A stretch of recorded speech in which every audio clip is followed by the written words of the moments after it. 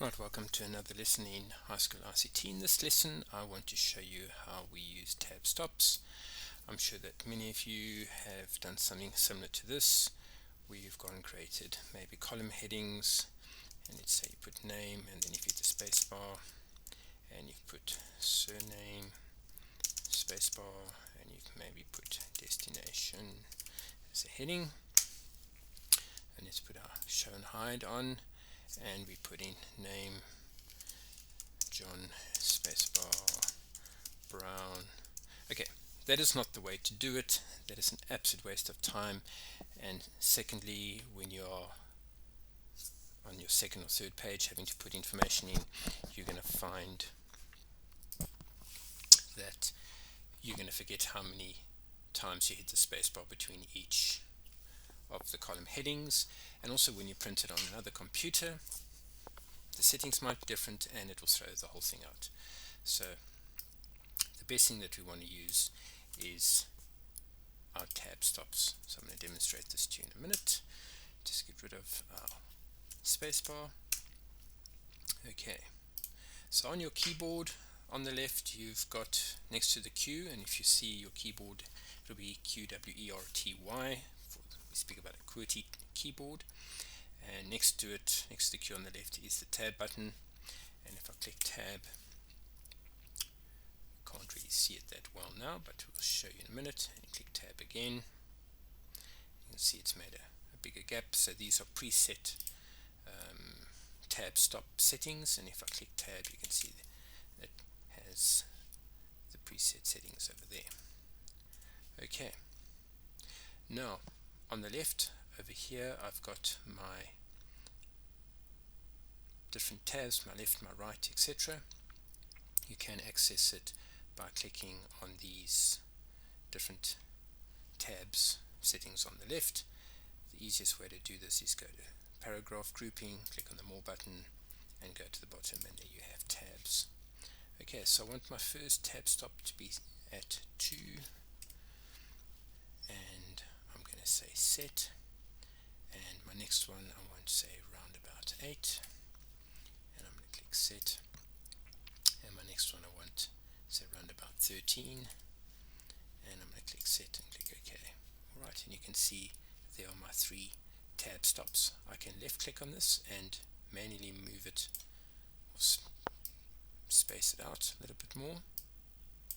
Okay, if I want to get rid of a tab stop that I've put in, I can left click and bring it down, it'll take it away, or I can go to my paragraph grouping, click on the more button and bring up my tabs. The other way to get this pop-up is to double click on your tab stop setting that you've placed, and the tab stop setting pop-up box appears. Okay, if I want to change my last one to a right tab, I'm going to click on right, click set again and click OK, and I'm going to manually move this one down to there, and I'm going to tab and I might say price, and please take note that with the right tab it starts typing to the left. So now I can go along and say name John Brown, destination Johannesburg, price, and I could put rent, say 1000. Okay, I'm going to do something a little different. I'm going to change this tab stop. Remember, I can double click or I can go to my more button, and I'm going to make this tab a decimal tab. I'm going to click set and OK. I want you to see the difference, so let's put Joel Van Sale and Cape Town and Ront. Okay, and now what will happen is that my decimal will align itself directly under that tab stop that I set. So if I put Bobby, if I put Bobby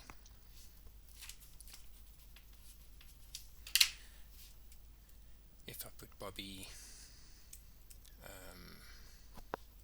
Murray,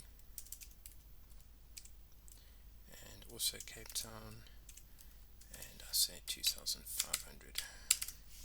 You can see how they align under the center tab.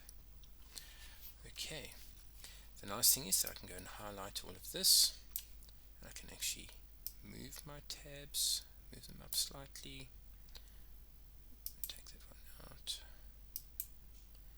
Okay, and I can highlight all of these, and I can move my tabs a bit more, etc. Okay, so that's how my tab stops work. Something else that I want to show you, you might have seen in textbooks in the contents page you have a thing called a leader tab, where you have say the chapter, and let's take this one out and make this make this a right tab, click set, okay, and I want this one to be a right set, okay, and let's say I want this to be a page. Okay, so I want to put in the name of the chapter. Let's say it's on dogs, and then I want a dotted line to move across to the page number that it's on. It's called a leader tab. So for that purpose, once again, go to our paragraph grouping, go to tabs, and you'll see you've got this little section over here called leader. And what's important, that when you set the leader tab, you choose the tab where it must stop. So I'm going to set that. Okay, so I'm going to tab. Okay, it's going to start over here, it's going to end over there, and it's going to give me the dotted line. And now I can type in page 3, and I could say cats tab and page 9, for example. That's how our leader tab works. So if I had a leader tab in the middle, go to my tab setting again, and I'm going to put one in at 8. Okay, and let's say set, and I want it to go from 8 to 15. Okay, from 8 to 15. So 15, I'm going to say, okay, it's still set at that. Good. Click OK. I'm going to tab, and then it forms the line. So it goes from the last one back to the one before. That's where the line is going to be placed. So again, if I go to 15 and I say I want none on 15, set, and I want it on 8, so it's going to go from 1.75 to 8. Then I'm going to, let's choose another one, say set, okay, tab, and there's my leader, and nothing to the 15. Right, and as I always ask you to do, go and practice this.